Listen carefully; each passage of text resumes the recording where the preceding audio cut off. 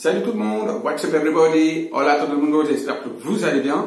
Alors aujourd'hui on va faire une vidéo un peu spéciale, enfin un peu spéciale non, puisqu'on va tout simplement parler de la mort. Donc qu'est-ce que la mort, qu'est-ce qui nous attend après la mort, et également les différents plans lumineux, les anges, les archanges, les êtres lumineux, appelés maîtres ascensionnés aussi, et donc voilà, les défunts, où est-ce qu'on va, donc une fois qu'on est parti de l'autre côté, donc dans l'après-vie. Vous pouvez bien évidemment commenter la vidéo, partager la vidéo et vous abonner à ma chaîne tout en activant aussi la petite cloche de notification pour être au courant des prochaines vidéos. Allez, c'est parti, maintenant, on y va. On se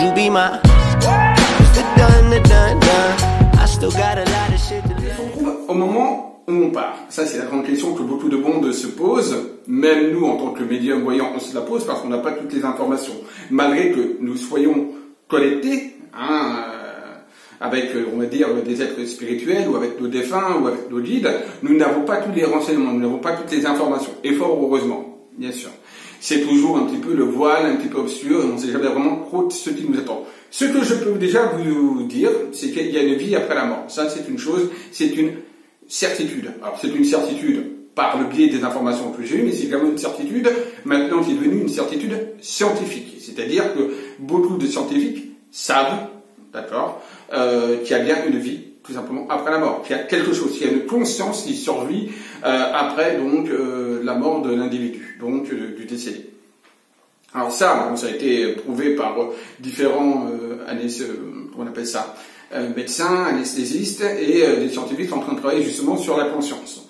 Donc il y a eu différents cas, donc de mort clinique et de mort cérébrale, et ils sont revenus donc à la vie en expliquant, et tout simplement par donc le biais de sortie du corps, tout simplement en expliquant un petit peu tout ce qu'ils voyaient, tout ce qu'ils entendaient. Donc on sait, et le cerveau pourtant était cliniquement mort. Donc il n'y avait plus d'activité cérébrale. Donc le cerveau n'a pas pu inventer ou voir les choses puisque le cerveau était cliniquement mort. Donc une mort cérébrale. Donc on a bien une conscience qui survit au moment du décès, au moment de la mort. Donc il y a bien quelque chose après la vie.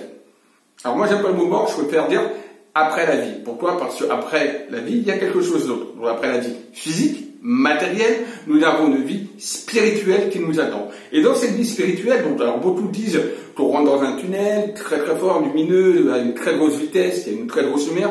Personnellement, je n'ai jamais eu, on va dire, la chance ou la malchance. Je ne sais pas comment et où se positionner réellement, si c'est une chance ou pas, mais je n'ai jamais vraiment, je n'ai jamais en fait eu l'occasion de tester ça. Peut-être un jour, je ne sais pas. En tout cas, au moment de ma mort, c'est sûr. Donc, certains disent en effet qu'il y a un grand tuyau avec une vitesse hallucinante et donc il y a une très grosse lumière qui nous arrive. Et dans cette grosse lumière-là, bon, qui n'est pas du tout une lumière aveuglante, c'est une lumière d'amour, de passion, etc. Et qu'on a des êtres et que l'on retrouve et qu'on a des êtres chers qui viennent à nous donc pour nous récupérer. Donc, ça, c'est ce qui est raconté par les expérimenteurs de NDE, les Near Death Experience, qu'on appelle les expériences EMI, expériences de mort imminente. Donc ça, c'est ce qu'on sait, d'accord? Maintenant, qu'est-ce qu'il y a au-delà? C'est ça qui est intéressant de savoir, qu'est-ce qu'il y a au-delà. Au-delà, il faut savoir qu'il y a plusieurs consciences, plusieurs niveaux. J'en avais déjà parlé de plusieurs, on peut appeler ça conscience, on peut appeler ça des niveaux énergétiques, on peut appeler ça des mondes parallèles, on peut appeler ça des mondes énergétiques, voilà, différents de la nôtre. On peut appeler ça de plusieurs, voilà, ça après, ce sont que des termes, c'est ça qui est important de savoir, ce sont que des termes. C'est-à-dire qu'ils sont sur un autre plan vibratoire. Moi, j'appelle ça des plans vibratoires, et ils sont sur d'autres mondes vibratoires, tout simplement. Donc, des mondes invisibles. Et dans ces mondes-là, on a plusieurs degrés, on a plusieurs plans. Voilà pourquoi, des fois, certaines personnes ne se retrouvent pas, tout simplement parce qu'ils ne vibrent pas de la même manière, ne vibrent pas au même niveau de plan de conscience. Quelqu'un, par exemple, qui, comme j'en avais parlé dans une vidéo, qui est, par exemple, qui a été criminel à un moment donné, ne peut pas se trouver sur un plan de conscience identique à celui qui n'a jamais commis de faute criminelle. C'est impossible, d'accord? Donc il faut que celui qui a été criminel monte et vibre à donc un plan de conscience supérieur. Soit en tant qu'esprit, donc il y a de l'évolution, soit il se réincarne et donc il apprend de ses erreurs pour pouvoir justement monter en plan de vibration, en plan vibratoire. On a deux cas de figure, soit évolution spirituelle en tant qu'esprit, soit une évolution, on va dire, karmique, donc avec une réincarnation. Très souvent, on choisit la réincarnation. Mais certains également évoluent aussi sur un plan spirituel, donc en tant qu'esprit, et se réincarne aussi. Il y a aussi ça, d'accord? Donc voilà, donc il faut savoir, donc, comme je vous disais, quelqu'un qui est dans un niveau énergétique bas ne peut pas se trouver dans un plan énergétiquement haut. C'est pas possible après la vie, hein, d'accord? Après la vie. Je préfère dire après la vie qu'après la mort. Mais bref, chacun a le terme qu'il veut bien lui donner. Donc on a, donc vous s'embrouillez un petit peu, donc voilà, on a parlé de ça, oui. Après on peut retrouver naturellement donc, nos défunts, on les retrouve sur différents plans de conscience, mais on retrouve également des êtres supérieurs, ce qu'on appelle des êtres supérieurs, ce sont donc des êtres lumineux. Alors on peut les appeler, moi j'appelle des êtres lumineux en général, pourquoi? Alors certains les appellent les anges, les archanges, les maîtres ascensionnés, alors tout ça c'est on va dire un petit peu, les anges, on va dire c'est un peu, on va dire une connotation religieuse pour moi. Comme les archanges aussi, d'accord, les maîtres ascensionnés, tout ça, c'est un peu une connotation, on va dire, des termes religieux. Donc, j'appelle tout ça, moi, plutôt, j'englobe tout ça dans le terme être de lumière, des êtres supérieurs, des êtres spirituels, des êtres de lumière, tout simplement. Et dedans, c'est vrai qu'on retrouve certaines personnes qui ont déjà existé sur Terre, et qui ont maintenant atteint l'évolution et qui n'ont plus besoin de revenir, par exemple, ici, bas, donc, dans le plan matériel, ça c'est, donc, ce sont ce qu'on appelle nous, on va dire généralement les maîtres ascensionnés, d'accord? Alors ils sont nombreux, hein. On a par exemple Merlin, un maître ascensionné, on a maître Elemoria, dont aussi qui est un maître ascensionné, maître Confucius, qui est un maître ascensionné, maître Hilarion également, qui est un maître ascensionné. Voilà, on en a plusieurs, d'accord? Il y a plusieurs maîtres ascensionnés. Sananda aussi, c'est un maître ascensionné. Donc Sananda, c'est Jésus, en fait, ce qu'on appelle Jésus, c'est maître Sananda. Donc voilà, c'est également un maître ascensionné. Donc ce sont des personnes qui ont, des esprits plutôt, qui ont vécu une incarnation, des incarnations, et qui ont évolué, qui n'ont plus besoin maintenant, tout simplement, de redescendre. Voilà, c'est ce qu'on appelle les maîtres ascensionnés. Ensuite, on a ce qu'on appelle, nous communément, les anges. Les anges, ce sont tout simplement des êtres spirituels qui n'ont jamais eu d'incarnation. C'est-à-dire qu'ils ne se sont jamais incarnés dans un corps physique, ils sont déjà élevés au niveau spirituel de base, et donc ce sont des êtres dits protecteurs, donc qui nous protègent. Généralement, on en a un, deux, voire trois. Après, tout dépend, voilà, tout dépend. Après, il faut se connecter à son être supérieur pour pouvoir savoir, voilà. On a tous, plus ou moins, un ange qui nous protège, qui veille sur nous. Ce n'est pas un guide. À la différence du guide, et ça je vais expliquer, l'ange est là plus pour nous protéger, veiller sur nous, et nous éviter certains dangers, d'accord? Voilà. Il n'est pas là pour nous guider. Par contre, on peut communiquer, c'est tout à fait possible de communiquer avec son ange. Il y a des méthodes, il y a des techniques. Ensuite, on retrouve donc les guides, ces fameux guides.